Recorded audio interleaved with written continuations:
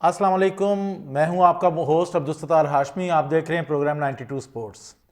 नाजरीन, कौमी टीम पर गम गुस्से का इजहार जारी है और ये जारी रहेगा, इसलिए कि ये बिल्कुल फितरी है और फितरत को आप नहीं रोक सकते।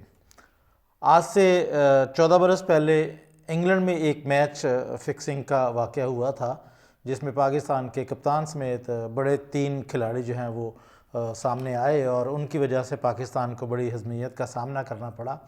पाकिस्तान की बड़ी बेइज्जती हुई और उसके बाद एक तवील अरसा तक ये क्रिकेटर्स जो हैं वो पाबंदी का शिकार रहे। इनमें कुछ क्रिकेटर्स जो हैं वो जेल में भी रहे और उसके बाद जब वो अपनी सज़ाएं पूरी करके पाकिस्तान आए तो फिर पाकिस्तान ने भी अपने क्रिकेट के दरवाजे उनके लिए बंद रखे थे। ये एक बड़ा स्कैंडल था। आज 2024 में, यानी कि 14 साल बाद, पाकिस्तान की टीम जो है वो T20 वर्ल्ड कप खेलने के लिए अमेरिका में है।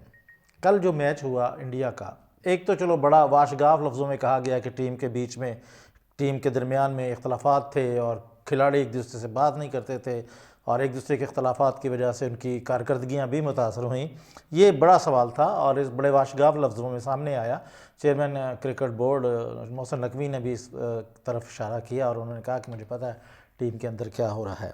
लेकिन एक और संजीदा सवाल है, मैं ये सवाल जो उठा रहा हूँ, मैं इल्ज़ाम नहीं लगा रहा किसी को, मैं इस मैच के हवाले से कुछ फैक्ट्स आपके सामने रखना चाहता हूँ और इन फैक्ट्स की बुनियाद पर जो इल्ज़ाम है वो जा रहा है मैच फिक्सिंग की तरफ। क्या भारत का ये जो मैच था पाकिस्तान के साथ, ये फिक्स था? और इसमें मैच फिक्सर कौन है? मैं किसी का नाम नहीं लेता, लेकिन मैं 2 सवाल ज़रूर उठाऊँगा। पहला सवाल तो ये है कि मोहम्मद रिजवान जो हैं वो 13 ओवर तक क्रीज़ में रहे, 44 गेंदें खेली, 31 रन बनाए, 24 डॉट बॉल्स खेली। तो अब ये सवाल है कि ये रवैया क्यों था? इतनी सुस्त रवि की बैटिंग क्यों की? रिजवान को मालूम था थोड़े रन्स हैं, 1 ओवर में 6 रन्स करने हैं। रिजवान को मालूम था कि मुझे रन रेट को एक्सेलरेट करना है, स्ट्राइक रेट को बढ़ाना है, लेकिन इसके बावजूद वो 13 ओवर तक अपनी ही इनिंग्स खेलता गया और अल्टीमेटली पाकिस्तान को उस नहज पर ले आया जहां पर आपका रन रेट बढ़ गया और बाद में आपके कंट्रोल में न रहा। ये एक बड़ा सवाल है, रवैया रिजवान का ऐसा क्यों था? दूसरा सवाल ये था, बड़ा इंपॉर्टेंट सवाल है, कि रिजवान 13 ओवर से क्रीज़ पर मौजूद थे, उनकी आई सेट थी और उन्हें मालूम था कि बुमराह जो है वो सेकंड स्पेल के लिए उन्हें आउट करने आ रहे हैं और पहली ही गेंद पर रिजवान को चाहिए था कि एक रन ले लेते, लेकिन उन्होंने रन लेने के बजाय उसको हिट खेलने की कोशिश की और आउट हो गए। ये क्या था? एक इतना बड़ा एक्सपीरियंस प्लेयर और इतना बड़ा पाकिस्तान का ओपनर जो है, उसको इस बात का अंदाज़ा नहीं था कि मेरी इस हरकत से पाकिस्तान को क्या नुकसान हो सकता है। रिजवान ये कहते हैं कि हर शख्स को अपने मुल्क के लिए खेलना चाहिए, लेकिन जिस स्ट्राइक रेट से रिजवान खेल रहा था, क्या वो मुल्क के लिए खेल रहा था? और उसकी सुस्त रवि जो है वो हमारे सामने शिकस्त की सूरत में सामने आई। इस सिलसिले में मैं आपको 3 मिसालें देता हूँ जहाँ रिजवान ने सुस्त रफ्तार बैटिंग की थी और पाकिस्तान को नुकसान हुआ था। पहला मैच मैं आपको याद कराऊँ, 2021 में T20 का सेमीफाइनल था ऑस्ट्रेलिया में। वहाँ पर इन्होंने 67 रन्स बनाए थे 52 गेंदों पर, 52 गेंदों पर 67 रन्स बनाए थे और हम सेमीफाइनल हार गए थे और इनका स्ट्राइक रेट 128.85 था। दूसरा ये था कि एशिया कप 2022 के फाइनल में इन्होंने 49 गेंदों पर 55 रन्स बनाए थे और हम वो मैच 23 रन से हार गए थे। T20 वर्ल्ड कप 2024 अभी जो हिंदुस्तान के साथ मुकाबला हुआ है, इन्होंने 44 गेंदों पर 31 रन बनाए। तो ये 3 बड़े मुकाबले थे जिसमें रिजवान ही जो है वो ज़िम्मेदार करार पाए हैं, क्योंकि इनके स्लो रन रेट की वजह से हमें शिकस्त का सामना करना पड़ा।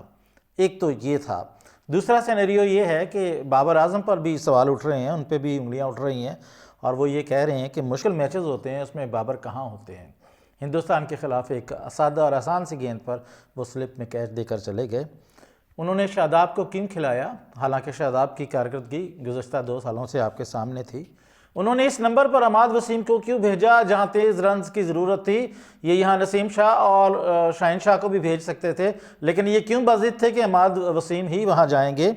और फिर इसके अलावा जब रिजवान 13 ओवर तक स्लो रन रेट के साथ खेल रहे थे तो इन्होंने क्यों नहीं पैगाम भिजवाया कि आप तेज़ खेलें? तो इन हालात में ये सवाल बनता है कि क्या कहीं आप फिक्सिंग में सब मुलव्वस तो नहीं हैं? एक स्टोरी तो मेरी ये थी। दूसरी स्टोरी ये है नाजरीन कि ये जो वर्ल्ड कप का रवां टूर्नामेंट चल रहा है, इसमें जो आपके एम्पायर्स हैं वो क्या कर रहे हैं? कोई चेक एंड बैलेंस है? कोई ऐसा निज़ाम है कि जो इन एम्पायर्स को भी देखा जा सके? मैं आपको एक मिसाल देता हूँ, वैसे तो कई मिसालें हैं, कई कैचेस ऐसे हैं जो गलत बुनियादों पर दिए गए हैं या गलत तरीके से दिए गए हैं। अभी कल ही एक मैच जो है वो बांग्लादेश और जनूबी अफ्रीका के ख़िलाफ़ खेला गया। पहली बात तो ये कि अंपायर ने बहुत सारी ऐसी वाइड्स दी जो वाइड नहीं थी, और बहुत सारी ऐसी वाइड्स नहीं दी जो वाइड्स थी।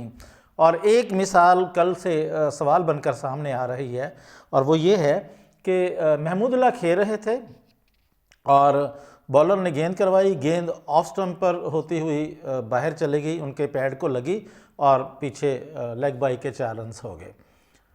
बॉलर ने अपील की, अंपायर ने आउट करार दे दिया। महमूदुल्लाह ने रिव्यू लिया, रिव्यू में वो जो फैसला था अंपायर का वो रिवर्स हो गया, उन्होंने आउट वापस ले लिया, लेकिन वो जो 4 रन्स बने थे वो नहीं दिए। क्यों नहीं दिए? और इनके ना देने की वजह से बांग्लादेश जो है वो आपके जनूबी अफ्रीका से हार गया, और बड़े थोड़े मार्जिन से हारा।